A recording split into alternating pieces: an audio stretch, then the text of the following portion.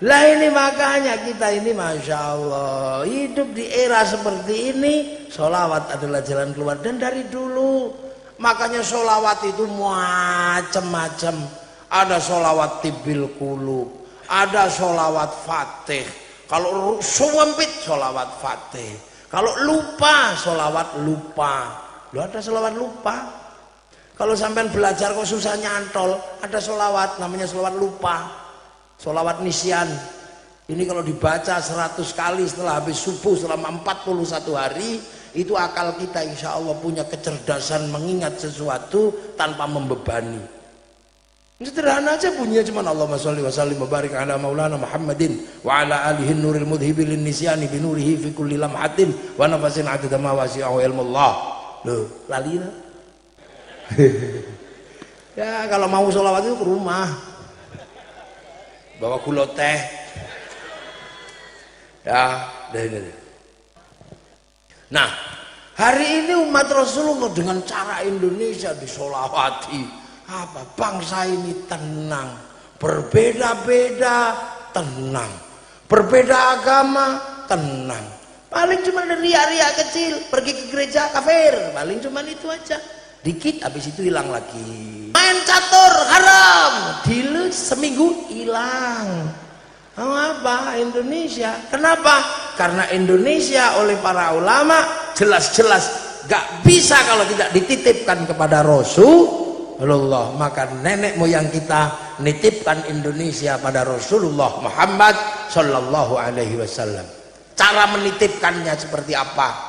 Setiap kepala orang di Indonesia disebut ra'iyah. Karena Rasul menyatakan kullukum ra'in wa kullukum mas'ulun an ra'iyati, maka setiap kepala di Indonesia titipkan ke Rasulullah dengan disebut ra'iyah atau rakyat. Dan satu-satunya bangsa muslim dunia yang sanggup mengambil kalimat ra'iyah untuk menyebut warga bangsanya hanya ulama Indonesia.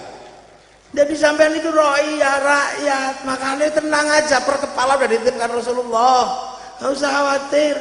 Menempati sebuah kawasan titipkan pada kekasih-kekasih Allah, maka kawasannya disebut wilayah.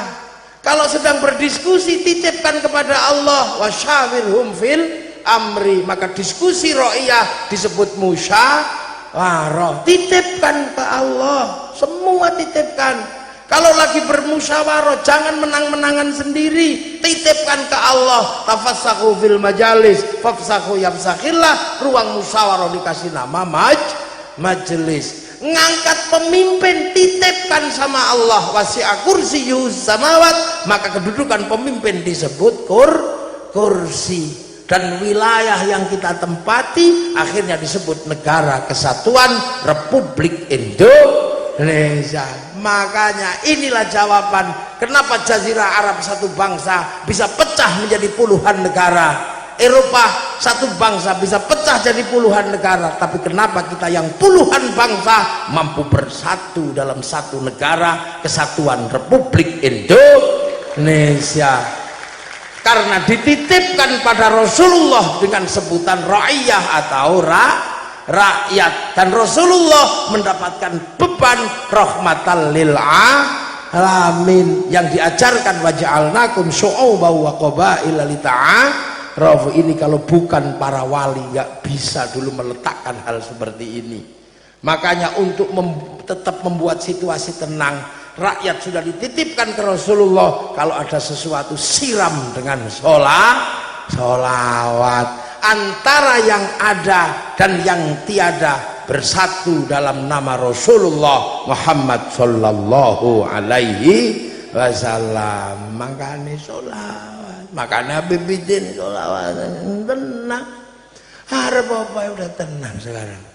Maka sekarang jadi pertanyaan oleh orang seluruh dunia, bangsa kita menjadi bangsa yang mempersiapkan dirinya untuk menjadi bangsa milenial, karena milenial adalah bangsa yang bisa bersatu dengan bangsa manapun.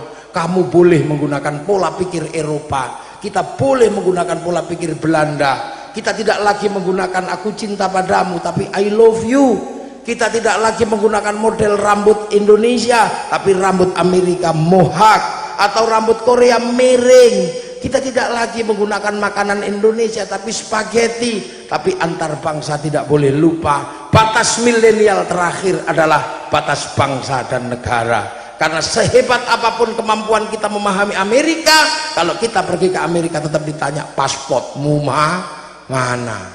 Sehebat apapun kita memahami bahasa Arab, ketika masuk ke Saudi tetap ditanya pasportmu mana. Maka batas terakhir milenial adalah batas bangsa. Maka seliar apapun pikiranmu dan batinmu, jangan lupakan bahwa kau tetaplah bangsa Indonesia. Makanya kalau mau menyelesaikan bangsa Indonesia, kita selesaikan dengan cara Indonesia. Dulu waktu awal Indonesia berdiri, semua pengen penyelesaian. Ada yang menginginkan mari kita selesaikan bangsa ini dengan cara Belanda. Maka nenek moyang kita melahirkan sebuah naskah besar, tenggelamnya kapal Van der Wijk. Apakah bangsa ini akan diselesaikan dengan cara Arab? Lahir naskah besar di bawah lindungan Ka'bah. Milenial tidak tahu itu, milenial komik aja nggak ngerti. Apakah akan diselesaikan dengan cara Eropa?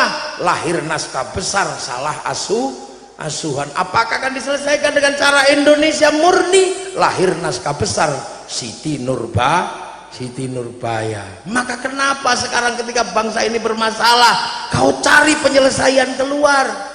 Hizbut Tahrir didirikan oleh Taqiyuddin An-Nabhani untuk menjadi penyelesai problem Filistin, dan itu gagal. Kenapa kau tarik ke sini untuk menjadi penyelesai problem Indonesia? Ikhwanul Muslimin didirikan oleh Hasan al-Banna untuk menyelesaikan masalah Mesir, dan itu gagal, bahkan Mursi digantung. Kenapa kau bawa ke Indonesia untuk menyelesaikan bangsa Indonesia? No, kita bukan bangsa Mesir, kita bukan bangsa Afrika, kita bukan bangsa Filistin, kita bangsa Indonesia. Dan Indonesia akan terlibat dalam perdamaian dunia. Kita tidak akan menjadi bagian dari perdamaian dunia kalau kita tidak bisa berdamai dengan bangsa sendiri. Dan hari ini bangsa yang paling bisa berdamai dengan bangsa sendiri, bangsa Indonesia.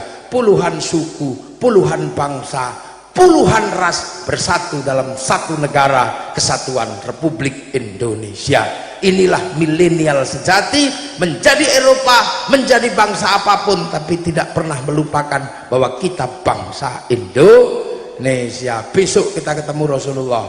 Sahabat, assalamualaikum ya Rasulullah. Orang Pekalongan, ya Nabi salam. Paling Rasulullah juga nanya, rombongan dari mana? Pekalongan ya Rasul. Ya Hana, dari mana ini? Dari Pekalongan. Kok begini-begini? Iya, rombongannya Azahir. Lah kenapa? Karena Rasul sangat merindukan orang kayak kita.